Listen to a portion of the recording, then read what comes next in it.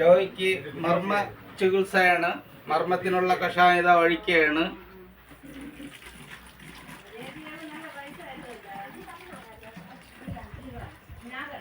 ഇത് തടവും എണ്ണയിടക്കവും കഷായവും കൊടുക്കുന്നതാണ്. തടവുന്നത് പിന്നീടാണ്. രോഗിയെ വീട്ടിൽ പോയി ചികിത്സിക്കുന്നതാണ്. രോഗിയുടെ വീട്ടിൽ പോയി മർമ്മത്തിനുള്ള കഷായം റെഡിയായി. ഇതിന് രോഗി ഇതിൽ ഗുളിക ഊരി കഴിച്ചാൽ മതി. ഇത് അടുത്ത കഷായം രോഗിക്ക് കൊടുക്കാൻ വേണ്ടിയിട്ട് ഒഴിക്കുകയാണ്. ഇത് ശ്വാസസ്ലേർപ്പനം എന്ന രോഗം രോഗിക്കുണ്ട്. അതിന് വേണ്ടിയുള്ള കഷായമാണ് ഇത്. ഇത് വേറെ വേറെ കഷായങ്ങളാണ്.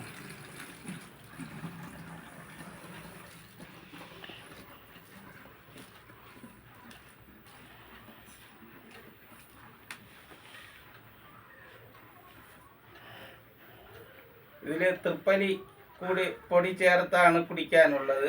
എന്നാലേ കഫം ശമിക്കൂ. ശരിക്കും കഫരോഗമാണ്. അതിന് വേണ്ടിയിട്ടാണ് ഈ കഷായം ഇട്ടെടുക്കുന്നത്.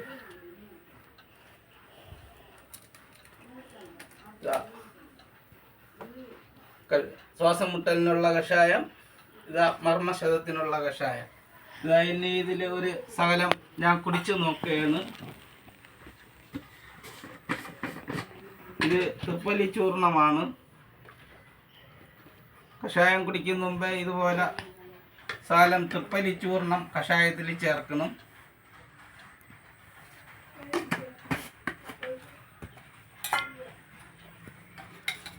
തൃപ്പലി ചൂർണം ചേർത്തിട്ട് ശ്വാസം മുട്ടലിനുള്ള കഷായം കുടിച്ച് നോക്കുകയാണ്.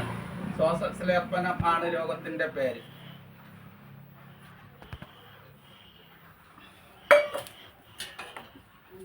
ഇതാ കുപ്പിയിൽ കിടക്കുന്ന ഗ്ലാസ്സിൽ കിടക്കുന്ന തൃപ്പലി ചൂർണത്തെ വീണ്ടും കഷായം ഒഴിച്ച് ലാഞ്ചി എടുത്ത് കുടിക്കുകയാണ്.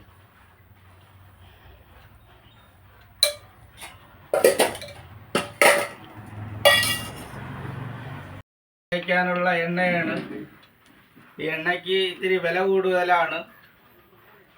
ഈ എണ്ണ തലയിൽ തേക്കാനും പുറത്തിടാനുമുള്ള എണ്ണയാണ്.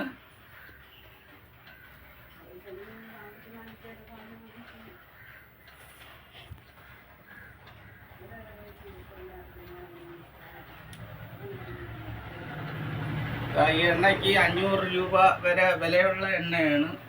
ഇത് തലയിൽ തേച്ച് ചൂടുവെള്ളം കുളിക്കണം. ശരീരത്ത് ഇട്ട് തടവുകയും ചെയ്യാം. മർമ്മശതങ്ങളെല്ലാം മാറിപ്പോവും. ഓക്കെ.